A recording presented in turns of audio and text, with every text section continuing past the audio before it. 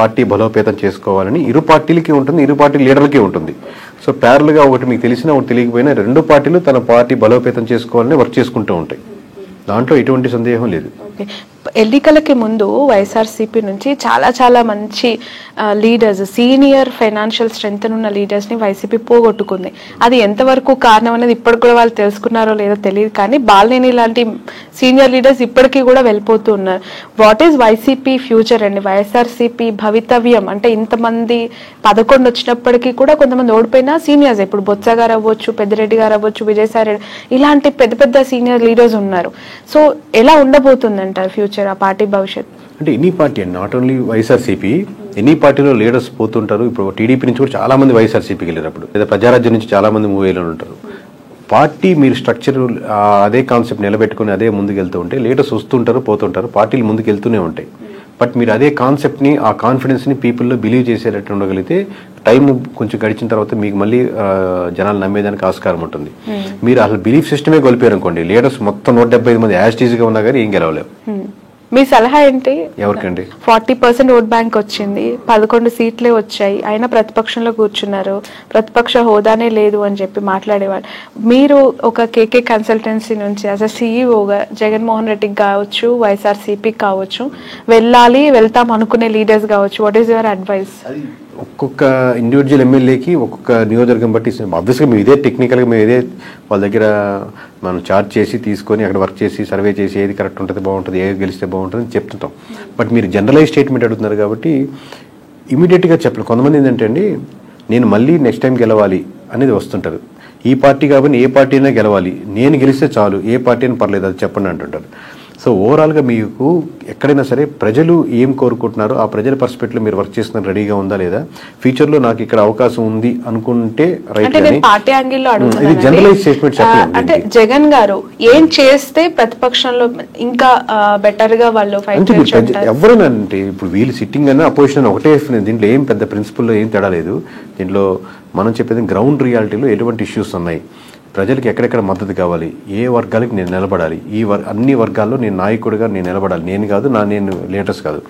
Leader ఎప్పుడు ఇంకా గొప్ప లీడర్ అవుతా అంటే మీరు ఎంతోమంది లీడర్స్ని రకరకాల సెక్షన్స్లో తయారు చేసినప్పుడు గొప్ప లీడర్ అవుతారు.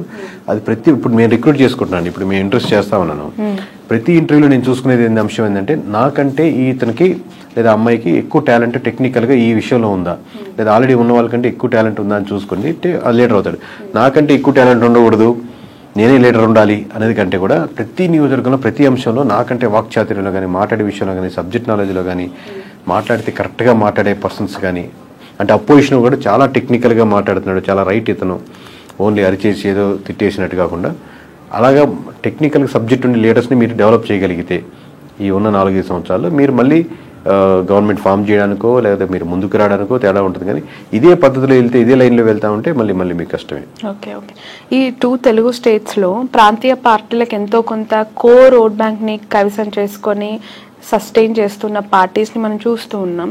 ఇక్కడంటే ఇప్పుడు కాంగ్రెస్ అధికారంలోకి వచ్చింది, అగైన్ అక్కడ మళ్ళీ ప్రాంతీయ పార్టీ, ఆఫ్కోర్స్ జాతీయ పార్టీ అయినప్పటికీ కూడా వాళ్ళు ప్రాంతీయ పార్టీగానే ఎస్టాబ్లిష్ అయ్యారు టీడీపీ. సో ఒక ప్రాంతీయ పార్టీ యొక్క ప్రభావము, వాళ్ళ ఇంపాక్ట్స్ 2 స్టేట్స్లో ఇంతకాలం చూసిన ప్రజలు మతతత్వ రాజకీయాల్ని, మతతత్వ పార్టీలను ఎంకరేజ్ చేస్తాయా, కన్సిడర్ చేస్తాయా? అంటే ఇప్పుడు నేను నేషనల్ వైజ్గా చెప్తున్నా కదండి, మతానికి ఉన్న సంబంధించిన ఓట్ బ్యాంక్ అంటే ఇక్కడ ఎస్పెషల్లీ 2 తెలుగు స్టేట్స్ గురించి నేను మాట్లాడాను. అంటే కంపారిటివ్ నార్త్లో పోలిస్తే ఇప్పుడిప్పుడే సౌత్లో బీజేపీది కూడా ఇంకొంచెం ఉంది. కంపారిటివ్ చెప్తున్నాను, నార్త్లో ఎక్కువ బీజేపీ ఆల్రెడీ ఒక సాచ్యురేషన్ పాయింట్కి వెళ్ళిపోయింది. బట్ సౌత్లో ఇప్పుడిప్పుడే అక్కడక్కడక్కడ ఆ టైప్ ఆఫ్ చిగురిస్తూ లేదా ఆ థాట్ ప్రాసెస్లో ఉండి మన ధర్మం అనేది ఆలోచిస్తున్నారు. బట్ అది ఓట్ బ్యాంకింగ్ సరిపోదు గెలిచేదానికి అనుకుంటున్నాను. ఒకసారి మీకు సెంట్రల్లో బీజేపీ తగ్గిపోతుంది అనుకోండి, దాని ఇంపాక్ట్ మన స్టేట్లో కూడా పడుతుంది.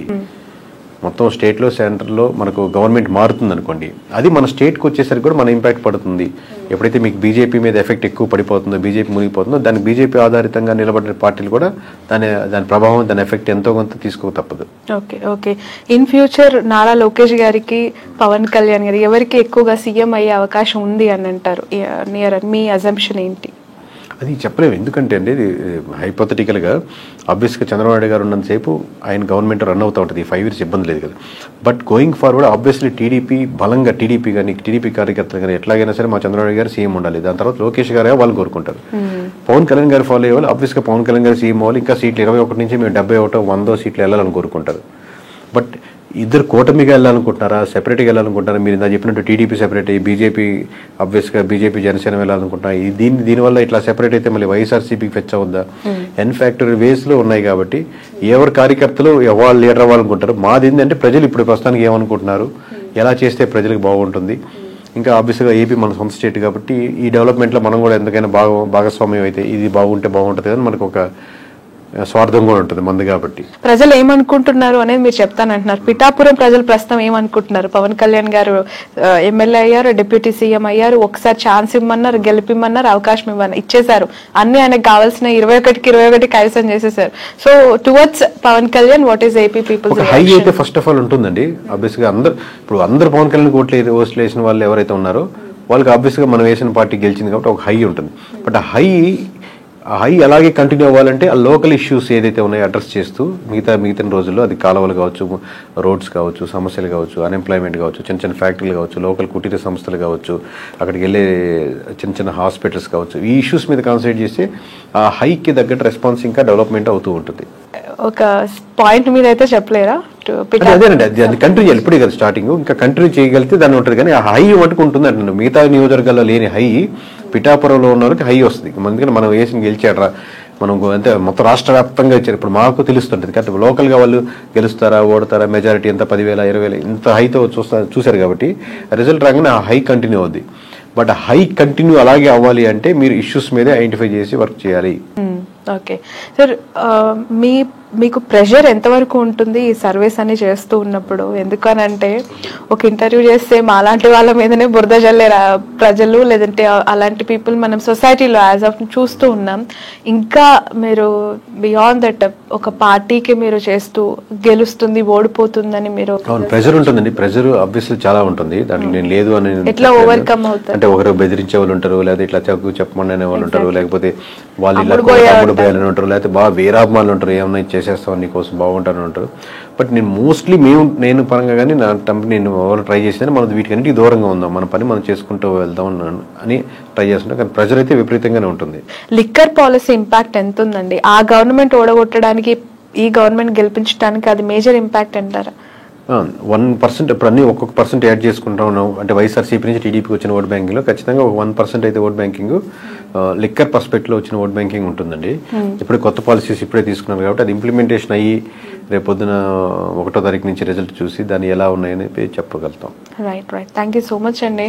Thanks a lot. సో మొత్తానికైతే ఫ్యూచర్లో రాహుల్ గాంధీని ప్రధానమంత్రిగా చూడొచ్చు అంటారా? అంటే ఇప్పుడున్న వేవ్ చూస్తుంటే మటుకు నార్త్లో అన్ని స్టేట్స్ ఓడిపోతున్నాయి కాబట్టి ఇలాగే వెళ్ళగలిగితే అది జరుగుతుంది.